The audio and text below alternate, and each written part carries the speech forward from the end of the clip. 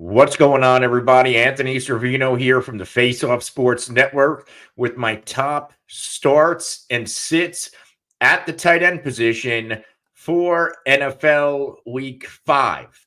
But before we get into it, a little accountability as we go through last week's starts and sits.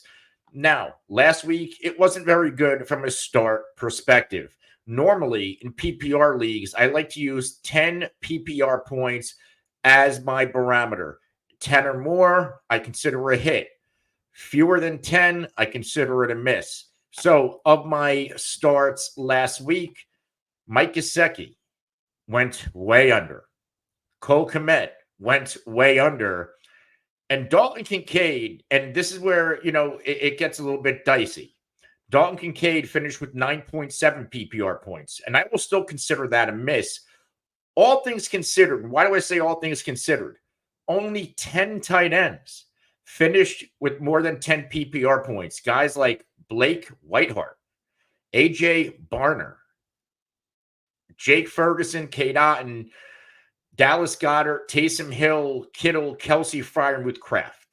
So out of those 10 guys, 2 of them were on nobody's radars. That's Barner and Whiteheart. And then of the sits, I told you to sit Otten. He obviously did well. The combination of Evan Ingram, we know he didn't play. So Brenton Strange, he did nothing. And Hunter Henry did nothing. So not a great week when it comes to players to start. But I came really close with Kincaid, finished with 9.7. The misses were a little bit better, but I did heavily miss on K. Dotton. This tight end position has been an absolute cesspool this year when it comes to trying to get this thing right. And overall, the tight end position has been extremely, extremely difficult to get right.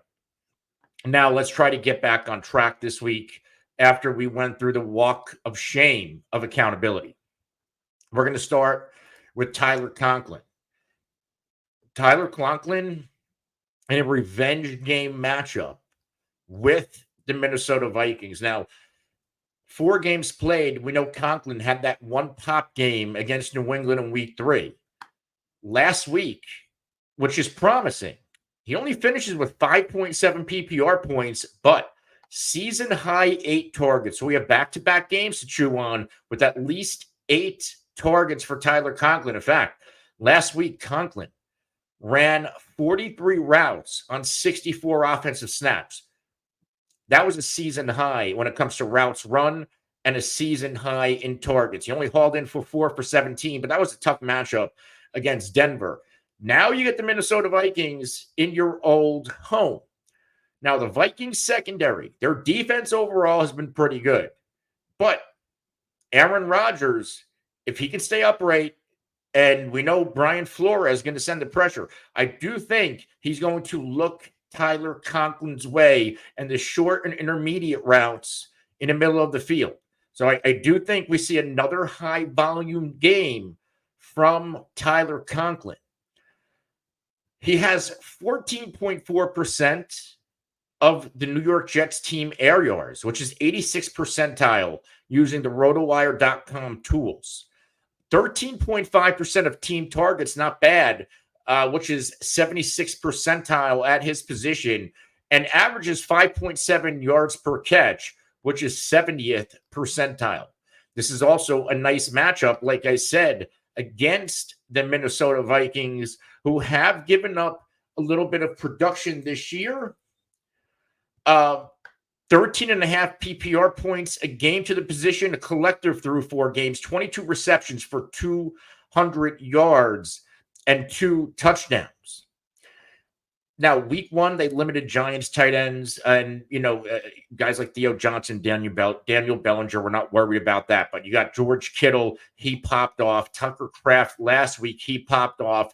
And Dalton Schultz, who we'll talk about later, hint, hint, was minimized. So it seems like if you're a competent tight end and you're utilized in this offense, both Kittle and Kraft saw at least 8 targets. There's some production to be had. I am in on Tyler Conklin in week 5.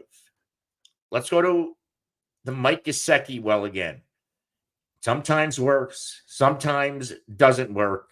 Last week didn't work. And I'm going right back to it because Carolina last week, it was a great matchup, but Cincinnati, they had it clicking all over the place. Jamar Chase had himself a nice game. Chase Brown had a career game. Zach Moss had an awesome game. There was only one football to go around, and unfortunately, a season low one target for Mike Gesicki. But the three previous games, he saw 4, 9, and 5. Last week is an anomaly. We know this tight end position has been and will continue to be valued and utilized by Joe Burrow. And now Gesicki, he gets the Baltimore Ravens, which is the second easiest matchup for enemy tight ends. Baltimore has been gashed every game since week 1 against Kansas City, as weird as that sounds. In fact, after limiting Travis Kelce to 3 receptions for 34 yards, we also have to note Noah Gray had 3 for 37 that game. Brock Bowers popped off. Jake Ferguson popped off. And even Dalton Kincaid, to a lesser extent, 5 of 7 for 47 yards last week, 9.7 PPR points. So at least we have a high floor, assuming Mike Gesicki is utilized in a similar fashion. This is an outstanding Ravens defense at shutting down the run, which means Joe Burrow is going to have to throw the football. And I do think Mike Gesicki could be a big part of this game plan. And he's seen some, at least the first 2 games, Gesicki was involved in the red area. And I think Mike Gesicki could be involved in the red area again, especially because, like I said, this is a tough Ravens front 7 against the run. And as good as Zach Moss and even Chase Brown lately has been, Joe Burrow might have to look elsewhere with those red zone touches, and elsewhere could be Gesicki. Now, just breaking down the metrics real quick. Mike Gesicki targeted on 25.7% of routes he is running. He is averaging 1.99 yards per route run, which is 90th percentile, 14.5% of team targets, 16.5% of team air yards, and a 78.9% catch rate.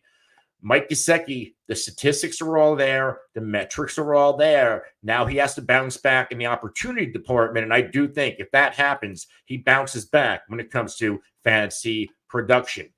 Let's go to my start of the week at tight end. Jake Ferguson, folks. And the reason why, you put good players as a start in these videos or content articles or, the matchup. And this matchup against the Pittsburgh Steelers, it's horrendous for Dallas. This is a one-dimensional Cowboys team as it is. Against bad defenses, they can't run. Now you get the Steelers, you're certainly not going to run football. And this is going to be a one-dimensional version of Dak Prescott. And in years past, it has not worked out. So who does that benefit most? The tight end. Jake Ferguson told people all offseason long he's going to be heavily utilized in Dallas. And Ferguson has only played in about, he missed a game, and I would say a game and a half, only played in 37 offensive snaps in week 1, but he had 5 targets up to that point. In his game return in week 3, he had 11 targets against Baltimore. Last week against Giants, he had 7. Back-to-back games since the return, at least 11.9 PPR points with the ceiling of 15.5. This Steelers defense, because they're so strong in their secondary at stopping the run, you can get at them in the middle of the field. And Jake Ferguson, if there's pressure coming up in Dak Prescott's face, and we do expect that, with 2 rookie offensive linemen starting, Jake Ferguson, there's a realistic chance he sees double-digit targets this week. He catches the football. He's reliable. In fact, Ferguson, 16.2% of the team targets. He's targeted on 28.4% of routes he is running, which is 97th percentile at the tight end position. Ferguson, 1.52 air yards per snap, which is 99th percentile, and 62.3 air yards per game, which is 98th percentile. Ferguson's an outstanding asset. He's an outstanding fantasy asset, an outstanding asset for Dak Prescott. And this is the game where he's going to have to step up early and often to bail Dak Prescott out. No Brandon Cooks, my guy, Jalen Tolbert's going to step in, which means I love Jalen Tolbert and I love CD Lamb, but this could be a monster Jake Ferguson game. He's a must start. Don't overthink it. As great as this Pittsburgh defense has been, tight ends like Kyle Pitts, and even last week, Andrew Ogletree had a 15-yard touchdown against him. Like, the way Dallas uses a tight end, right? Look at Pitts. He only had 3 targets. Dulcich had 8, but like that's Dulcich with Bo Nix in his second career start. Hayden Hurst, Will Disley, Andrew. Like, this is a different breed of tight end, and this is a different breed of quarterback in Dak Prescott that loves to heavily lean on the tight end position, as we know, since Dak Prescott's been in the league. Guys like Witten towards the end, Blake Jarwin for a small run, Dalton Schultz, and now Ferguson, even Schoonmaker. So we are in the must-start department for Jake Ferguson. Remember, if you like videos like this, hit that like button, hit the subscribe button, and the alert icon so you can be notified anytime we are live to answer your questions, which is my favorite thing to do, or drop content just like this. If you have a start-sit question, if you don't like my hair, if you don't like my shirt, tell me in the comments below. Myself, one of us from the staff, we'll get back to you as soon as we can. We love interacting with all of you. Let's get to my sits. And we're going to start with Dalton Schultz. Dalton Schultz, man.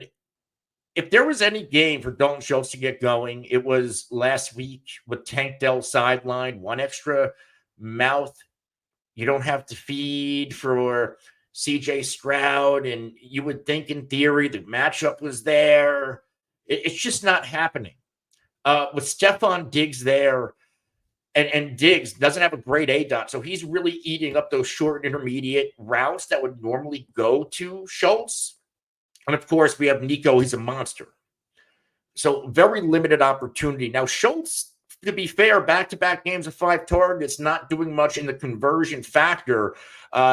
He only converts 2 for 11 and 3 for 34. He's obviously dominating the snaps over Cade Stover and Brevin Jordan, who's no longer with us. He's out for the rest of the year.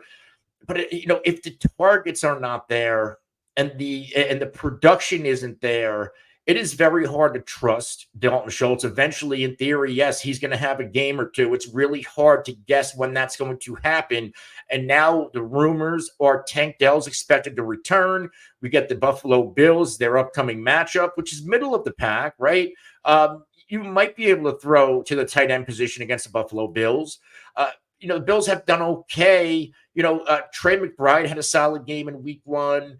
Jonnu Smith, that game was a mess against Miami. Like, once Tua was sidelined, Skylar Thompson leaned on guys like Jonnu Smith and Devin Achane. Brenton Strange had a solid game. And last week, Baltimore tight ends, again, these elite tight ends like Mark Andrews and to an extent, Isaiah Likely absolutely minimized, but that game was a blowout. But this just isn't the spot to start Dalton Schultz. He's extremely touchdown dependent. If you do start him, and for a touchdown dependent tight end, he only has 2 red zone targets this year, one of which inside the 10, which came last week. Let's go to another sit. And Pat Freiermuth. Now, I see a lot of people who like Pat Freiermuth this week. Justin Fields coming off of possibly a career game overall in NFL and fantasy. Outside of George Pickens, not a clear number 2 pass catching asset, and we do expect it to continue to be Pat Freiermuth.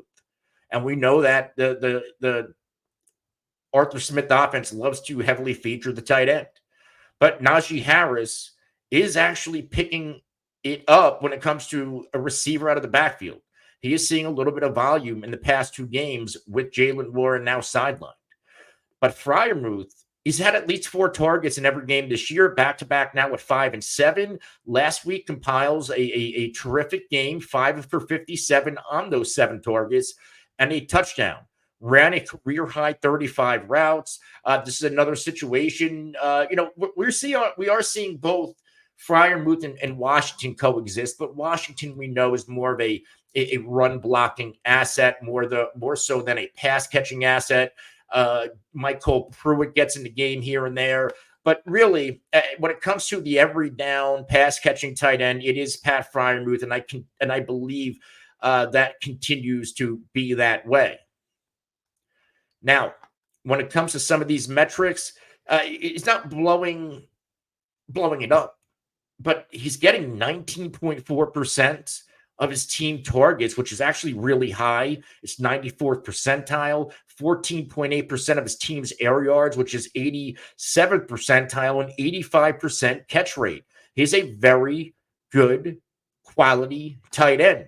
But this is another situation where last week, 5 for 57. Without that touchdown, he's lingering in that 9 to 11 PPR point range. With that touchdown, he gets you over 16.